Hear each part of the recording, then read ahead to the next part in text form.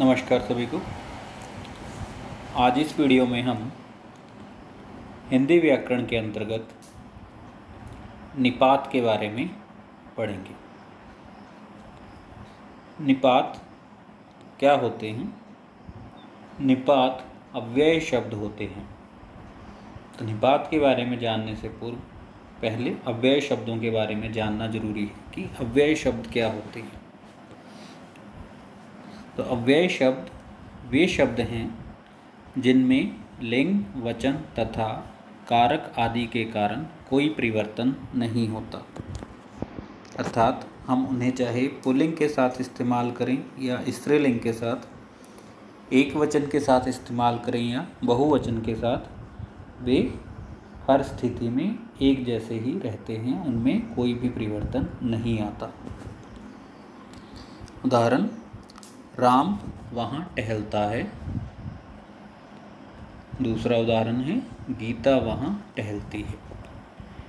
तो यहाँ पर पहले व दूसरे उदाहरण में राम पुल्लिंग शब्द है तथा दूसरे में गीता स्त्रीलिंग शब्द है, लेकिन वहाँ शब्द दोनों वाक्यों में एक समान है, उसमें कोई भी परिवर्तन नहीं हुआ है। इस प्रकार से यहाँ पर वहाँ अव्यय शब्द है। इसी प्रकार हमारे सामने शेर अचानक आ गया।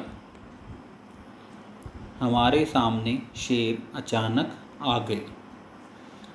तीसरे तथा चौथे वाक्य में तीसरा वाक्य एक वचन है, अर्थात वहाँ पर एक शेर की बात की जा रही है, तो वह एक वचन का वाक्य है।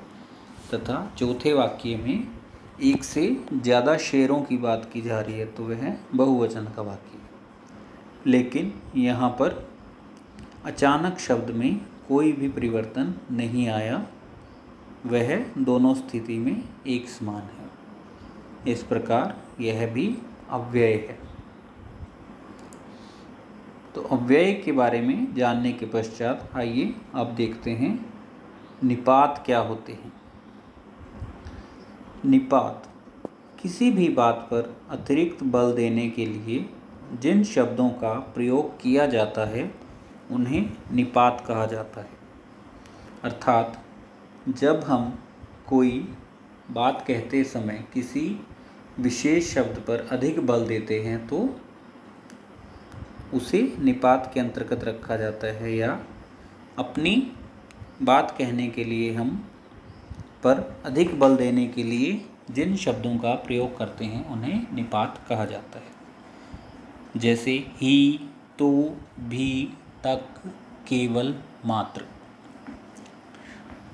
निपात के बारे में एक और मुख्य बात यह है कि निपात के प्रयोग से वाक्य पर अधिक फर्क नहीं पड़ता, केवल हम अतिरिक्त बल देने के लिए ही निपात का प्रयोग करते हैं।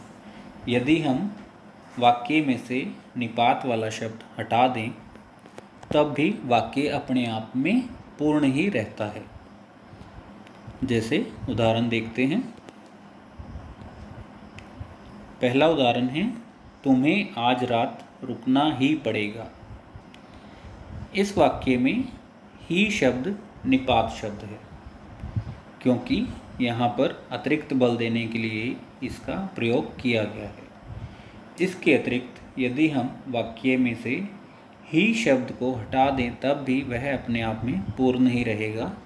जैसे तुम्हें आज रात रुकना पड़ेगा, लेकिन अतिरिक्त बल देने के लिए हमने वहाँ पर ही का प्रयोग किया है, तुम्हें आज रात रुकना ही पड़ेगा। इस प्रकार ही यहाँ पर निपात शब्द है। इसी प्रकार से तुमने तो हद कर दी। इस वाक्य में यदि हम तो शब्द को हटा दें तो भी वाक्य अपने आप में पूर्ण है। जैसे तुमने हद कर दी, लेकिन विशेष बल देने के लिए यहाँ पर तो का प्रयोग किया गया है, जो कि एक निपात शब्द है। तीसरा उदाहरण है, कल मैं भी आपके साथ चलूँगा। अर्थात यहाँ पर यदि हम भी शब्द को हटा दें तो वह एक भी वाक्य अपने आप में पूर्ण होगा, कल मैं आपके साथ चलूँगा। लेकिन विशेष बल देने के लिए यहाँ पर भी शब्द का प्रयोग किया गया है। कल मैं भी आपके साथ चलूँगा, अर्थात यहाँ पर भी एक निपात शब्द है। चौथा उदाहरण है, गांधी जी को बच्चे तक जानते हैं। यहाँ पर तक निपात शब्द है क्योंकि इस पर विशेष बल दिया जा रहा है, अर्थात अतिरिक्त बल वाक्य में अतिरिक्त बल देने के लिए यहाँ पर तक का प्रयोग किया गया है। जैसे गांधी जी को बच्चे तक जानते हैं।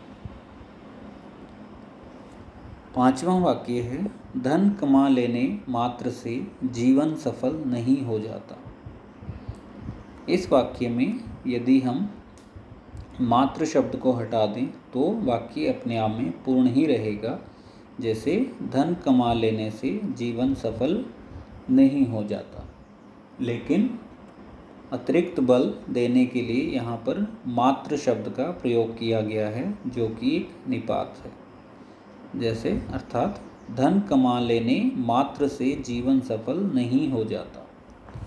तो इस प्रकार हमने देखा कि वाक्य में अतिरिक्त बल देने के लिए जिन शब्दों का प्रयोग किया जाता है उन्हें निपात शब्द कहा जाता है।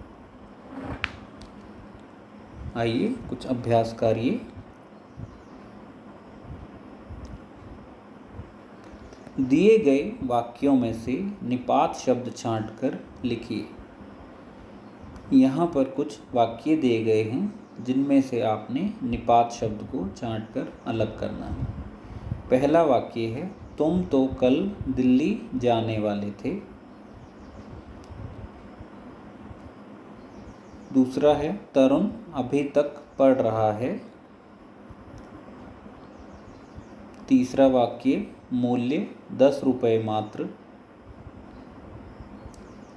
चौथा, मेरे घर सुनील ही आएगा। पांचवा, राम के साथ लक्ष्मण भी गए। छठवां, उन्हें भी आज ही जाना है। सातवां, आज तो गुरु पूर्णिमा है। तथा आठवां वाक्य है, मुनि अभी भी नहीं समझ रहे। तो यह अभ्यास कार्य तथा निपात से संबंधित उसका कार्य, जैसे निपात की परिभाषा, उदाहरण इत्यादि आप सबको अपनी हिंदी की कॉपी में करने हैं। धन्यवाद।